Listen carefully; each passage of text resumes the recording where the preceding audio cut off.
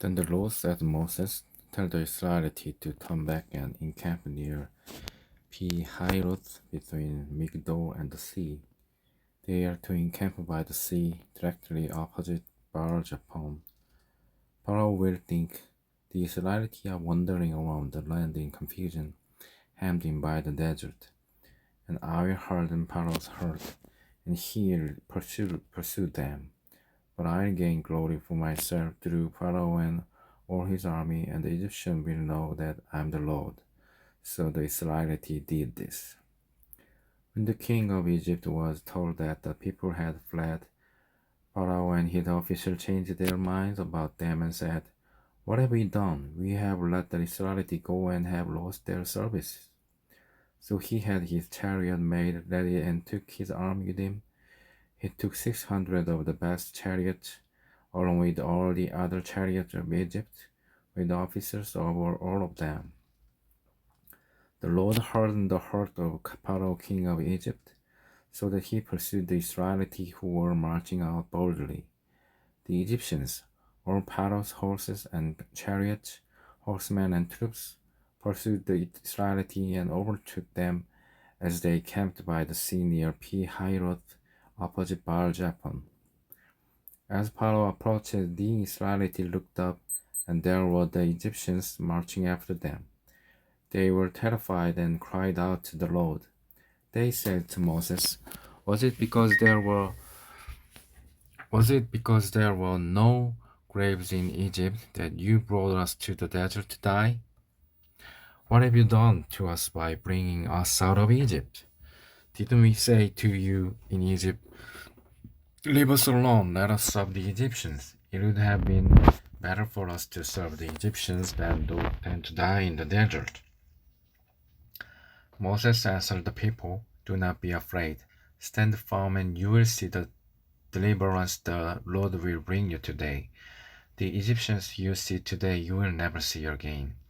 The Lord will fight for you. You need only to be still. Then the Lord said to Moses, Why are you crying out to me? Tell the Israelites to move on. Raise your staff and stretch out your hand over the sea to divide the water so that the Israelites can go through the sea on dry ground. I will harden the hearts of the Egyptians so that they will go in after them, and I will gain glory through Pharaoh and all his army, through his chariot and his horsemen. The Egyptians will know that I am the Lord when I gain glory through Pharaoh, his chariot, and his horsemen. Then the angel of God, who had been traveling in front of Israel's army, withdrew and went behind them. The pillar of cloud also moved from in front and stood behind them, coming between the armies of Egypt and Israel.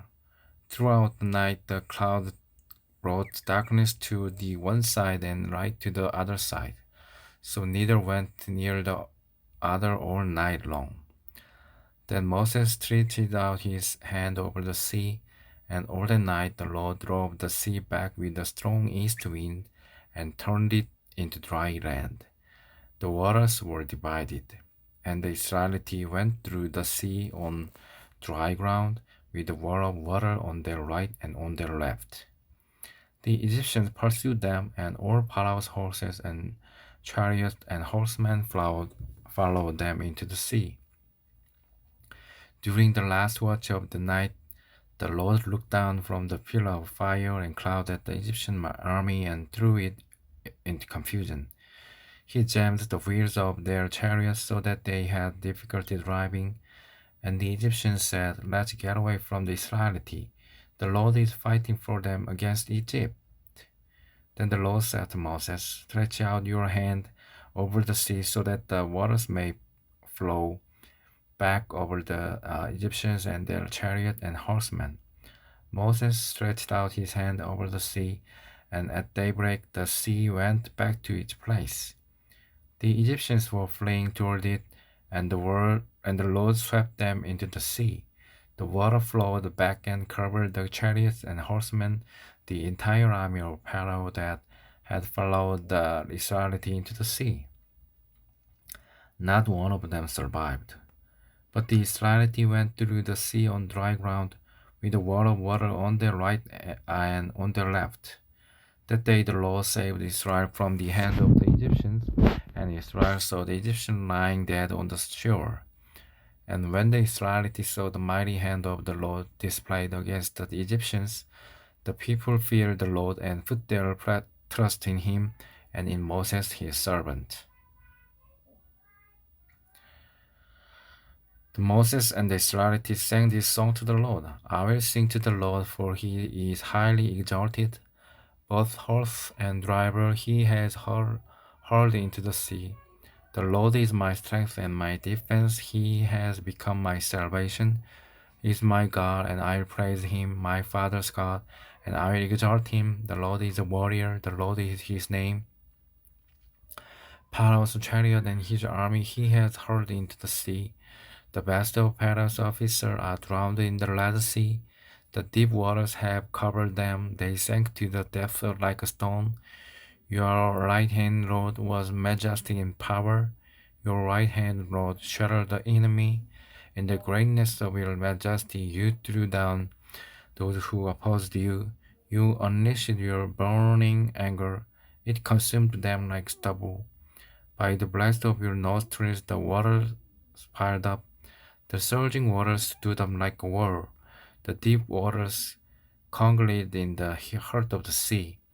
The enemy boasted, I will pursue, I will overtake them, I will divide the spoils, I will gorge myself on them, I will draw my sword, and my hand will destroy them. But you blew with your breath, and the sea covered them. They sank like lead in the mighty waters. Who among the gods is like you, Lord? Who is like you, majestic in holiness, awesome in glory, working wonders? You stretch out your right hand, and the earth swallows your enemies. In your unfailing love, you will lead the people you have redeemed. In your strength, you will guide them to your holy dwelling. The nations will hear and tremble. Anguish will grip the people of Philistia. The chefs of Edom will be terrified. The leaders of Moab will be seized with trembling. The people of Canaan will melt away. Terror and dread will fall on them. By the power of your arm, they will be as still as a stone, until your people pass by, Lord, until the people you bought pass by. You will bring them in and plant them on the mountain of your inheritance, the place, Lord, you made for your dwelling, the sanctuary, Lord, your hands established it, the long lines of forever and ever. When Pharaoh's horses, chariot, and horsemen went into the sea, the Lord brought the waters of the sea back over them, but the Israelites walked through the sea on dry ground. Then Miriam the prophet, Aaron's sister, took a timbrel in her hand, and all the women followed her with a timbrel and dancing. Miriam sang to them, Sing to the Lord, for he is highly exalted. Both horse and driver he has hurled into the sea. Then Moses led Israel from the Red Sea, and they went into the desert of Shur. For 3 days they traveled in the desert without finding water. When they came to Marah, they could not drink its water because it was bitter. That is why the place is called Marah. So the people grumbled against Moses, saying, What are we to drink? Then Moses cried out to the Lord, and the Lord showed him a piece of wood. He threw it into the water, and the water became fit to drink. There the Lord issued a ruling and instruction for them and put them to the test. He said, If you listen carefully to the Lord your God and do what is right in his eyes, if you pay attention to his commands and keep all his decrees, I will not bring on you any of the disease I brought on the Egyptians, for I am the Lord who heals you. Then they came to Elim, where there were 12 springs and 70 palm trees, and they camped there near the water. The whole Israelite community set out from Elim and came to the desert of Sin, which is between Elim and Sinai, on the 15th day of the 2nd month after they had come out of Egypt. In the desert, the whole community grumbled against Moses and Aaron. The Israelites said to them, "If only we had died to the Lord's hand in Egypt. There we sat around a pot of meat and ate all the food we wanted, but you have brought us out into this desert to starve this entire assembly to death." Then the Lord said to Moses, "I will rain down bread from heaven for you. The people are to go out each day and gather enough for that day. In this way, I will test them and see whether they will follow my instructions. On the sixth day, they are to prepare what they bring in, and that is to be twice as much as they gather on the other days." So Moses and Aaron said to all the Israelites, "In the evening you will know that it was the Lord who brought you out of Egypt. And in the morning you will see the glory of the Lord, because he has heard your grumbling against him.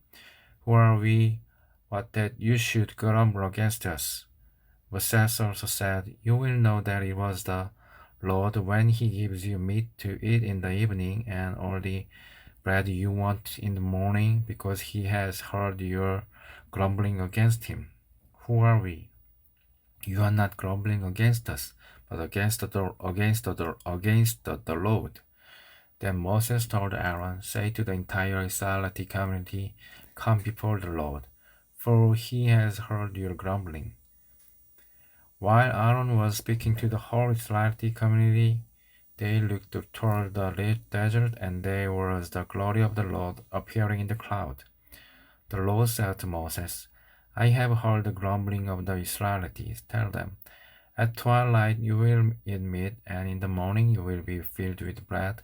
Then you will know that I am the Lord your God." That evening, quail came and covered the camp, and in the morning there was a layer of dew around the camp. When the dew was gone, thin flakes like frost on the ground appeared on the desert floor. When the Israelites saw it, they said to each other, "What is it?" For they did not know what it was. Moses says to them, "It is the bread the Lord has given you to eat. This is what the Lord has commanded. Everyone is to gather as much they need. Take on omer for each person you have in your tent." The Israelites did as they were told. Some gathered much, some little.